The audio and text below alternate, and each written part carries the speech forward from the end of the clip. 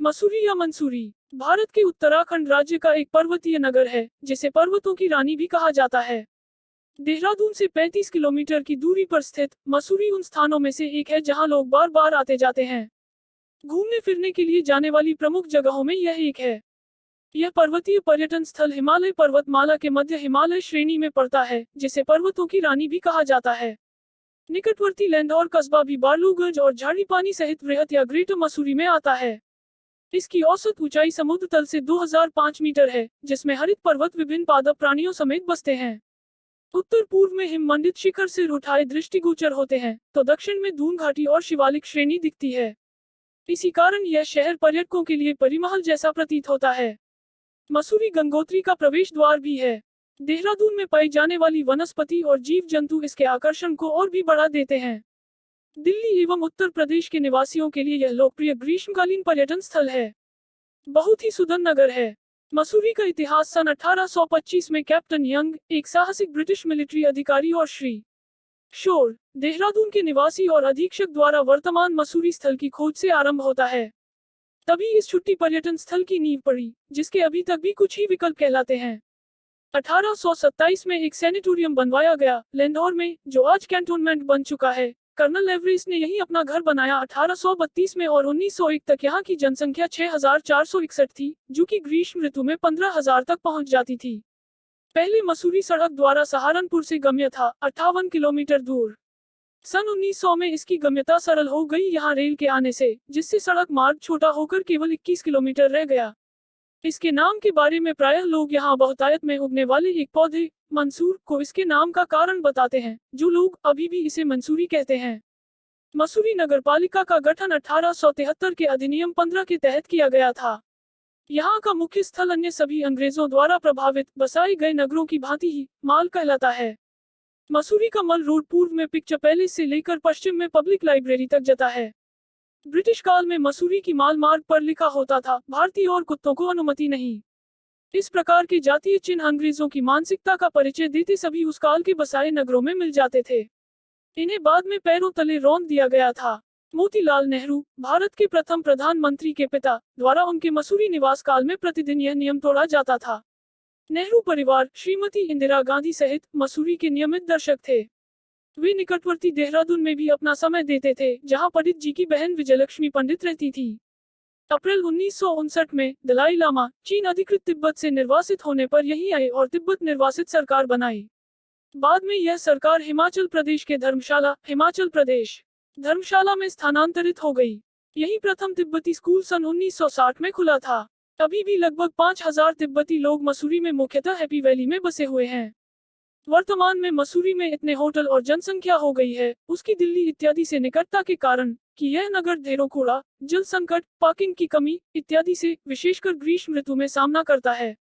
इसके अन्य अनुभागों में अपेक्षाकृत कम संकट हैं। 4 दुकान, लैंडौर, ऊपरी मसूरी से हिमालय का एक दृश्य। मसूरी दिल्ली और अन्य मुख्य नगरों से सड़क द्वारा अति सुगम है। इसे गंगोत्री, यमुनोत्री आदि उत्तर भारतीय तीर्थ स्थलों का प्रवेश द्वार कहा जाता है। समीपतम रेलवे स्टेशन देहरादून है। यहाँ टैक्सियाँ और बसें नियमित उपलब्ध रहती हैं। मसूरी भ्रमण का सर्वश्रेष्ठ समय मध्य मार्च से मध्य नवंबर का है, जिसमें वर्षा काल जुलाई से सितंबर तक परेशान कर सकता है। इस काल में वर्षा तो होती ही है, इसके अलावा यहाँ कोई भी दूरवर्ती पर्वत दृश्य नहीं होते, बादलों के कारण।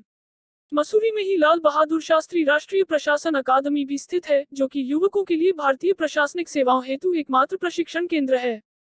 यह संस्थान गांधी चौक से 3 किलोमीटर दूर है।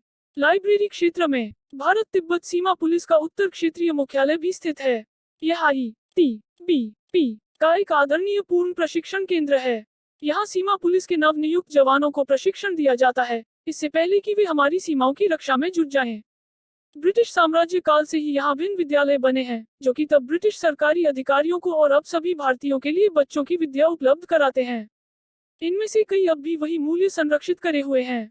सेंट जॉर्ज विद्यालय मसूरी 1853 में स्थापित यहाँ के पुराने और प्रसिद्ध विद्यालयों में से एक है। यह पेट्रिशियन बंधुओं द्वारा सन 1893 से चलाया जा रहा है।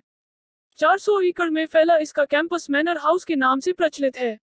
इसकी एल्यूमनाई ने कई क्षेत्रों में योगदान दिया है। सेंट जॉर्ज स्कूल अपने स्थापत्य के लिए मसूरी भर में अद्वितीय है। अन्य विद्यालयों में वायनबर्ग एल्न, Guru Nanak Pancham centenary, Mussoorie international, Tibetan homes और वुडस्टॉक स्कूल हैं।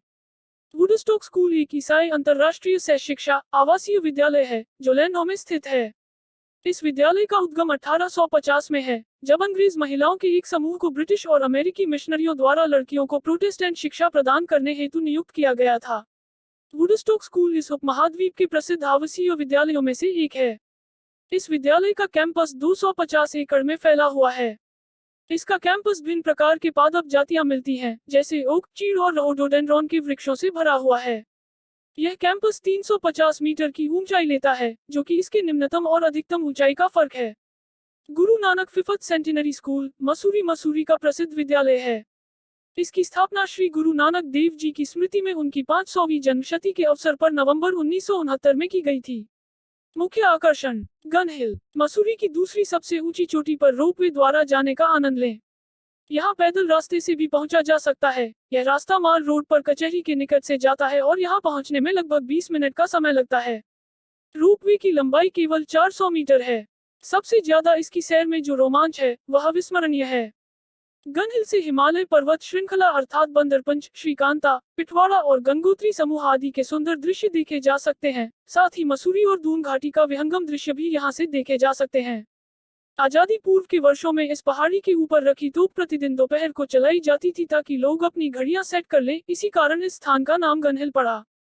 म्यूनिसिपल गार्डन, मसूरी का वर्तमान कंपनी गार्डन या म्यूनिसिपल गार्डन आजादी से पहले तक बोटेनिकल गार्डन भी कहलाता था। कंपनी गार्डन के निर्माता विश्वविख्यात भूवैज्ञानिक डॉक्टर एच फॉकनार लूगी थे। 1842 के आसपास उन्होंने इस क्षेत्र को सुंदर उद्यान में बदल दिया था। बाद में इसकी देखभाल कंपनी प्रशासन की देखरेख में होने लगा था, इसलिए इसे कंपनी गार्डन या म्यूनिसिपल गार्डन कहा जाने लगा। तिब्बती मंदिर, बौद्ध सभ्यता की गाथा कहता यह मंदिर निश्चय ही पर्यटकों का मन मोह लेता है।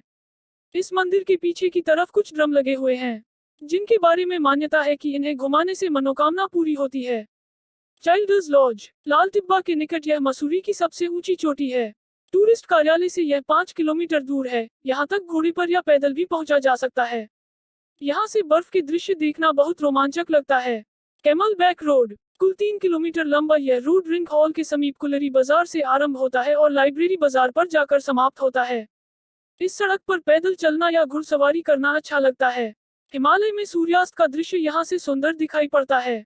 मसूरी पब्लिक स्कूल से कैमल रॉक जीते जागते ऊंट जैसी लगती है। झड़ीपानी फाल, यह फाल मसूरी झड़ीपानी रोड पर मसूरी से 8.5 किलोमीटर दूर स्थित है। पर्यटक झड़ीपानी तक 7 किलोमीटर की दूरी बस या कार द्वारा तय करके यहाँ से पैदल 1.5 किलोमीटर दूरी पर झरने तक पहुँच सकते हैं। भट्टा फाल, यह फाल मसूरी देहरादून रोड पर मसूरी से 7 किलोमीटर दूर स्थित है। पर्यटक बस या कार द्वारा यहाँ पहुंचकर आगे की दूरी पैदल तय करके झरने तक पहुंच सकते हैं। स्नान और पिकनिक के लिए यह अच्छी जगह है।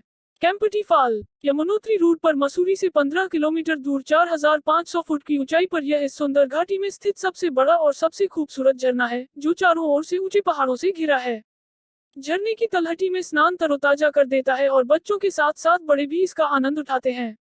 मसूरी यमुनोत्री मार्ग पर नगर से लगभग 15 किलोमीटर दूर स्थित यह झरना 5 अलग अलग धाराओं में बहता है, जो पर्यटकों के लिए खासा आकर्षण का केंद्र बना रहता है।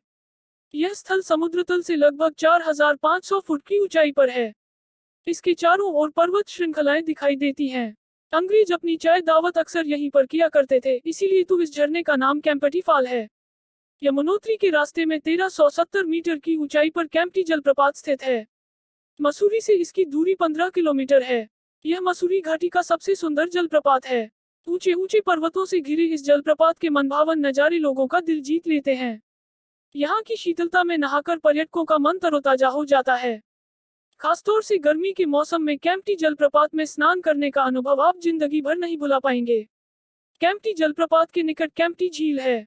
लोग यहाँ पर अपने परिवार एवं मित्रों के साथ समय बिताने के लिए आते हैं।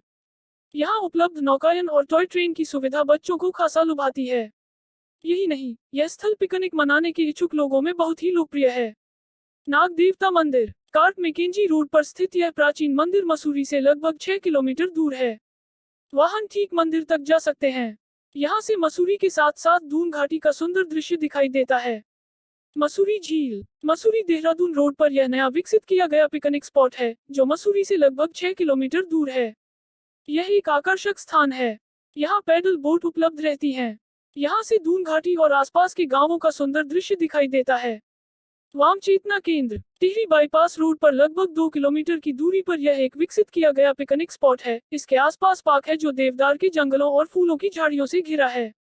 यहाँ तक पैदल या टैक्सी कार से पहुंचा जा सकता है। पार्क में वन्य प्राणी जैसे घुरार, कननकर, हिमालयी मोर, मोनल आदि आकर्षण के मुख्य केंद्र हैं। Sir George Everest house. 6 kilometre की दूरी पर भारत के प्रथम surveyor general sir George Everest की दीपाक एस्टेट है। उनका आवास और कार्यालय यही था। यहाँ सड़क मार्ग से पहुंचा जा सकता है।